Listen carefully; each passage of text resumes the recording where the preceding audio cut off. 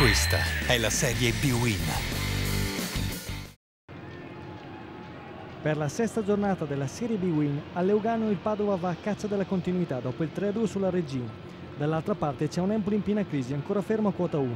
Pea punta sugli ellenici Granoce per far riasse l'infortunato Babacar, mentre Zeduardo e Legati rilevano Cuffa e Rispoli. La principale novità nei toscani di Sarri invece è Maccarone prima punta, supportato da Pucciarelli. Dirige Giancola Di Vasto. Il primo tentativo è di marca ospite, con Saponara, per lui però solo l'esterno della rete. Poi c'è una calcio di punizione, va Viviani, lo stacco è di Zeduardo, il pallone fuori di un soffio.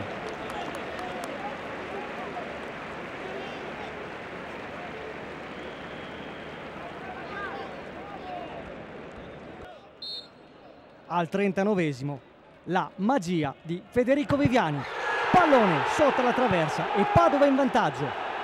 Primo gol in maglia bianco-scudata per il gioiellino Scuola Roma.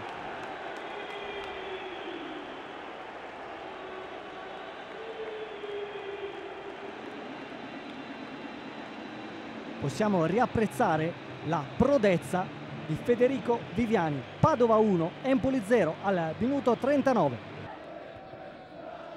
L'Empoli prova a farsi pericoloso, ma il tentativo di Pucciarelli è controllato senza problemi da Anania.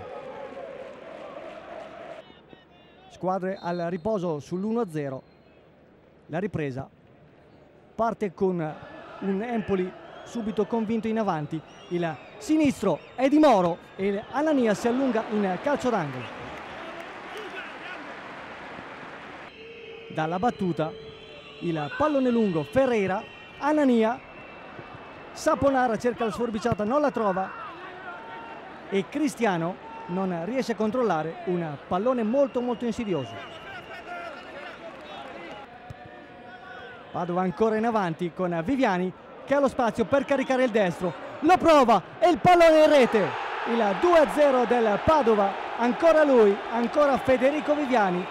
Troppo spazio concesso al centrocampista che non ha perdonato. È il raddoppio del Padova ed è la doppietta di Federico Viviani.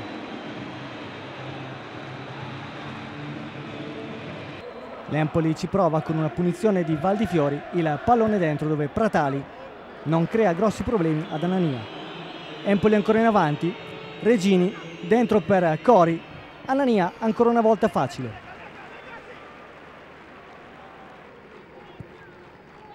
Maccarone trova Cristiano, sinistro, a lato, non di molto.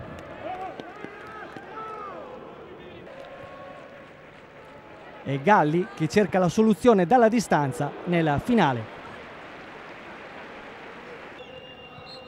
Serata magica per Federico Viviani e per il suo Padova. Per l'Empoli è sempre più notte fonda.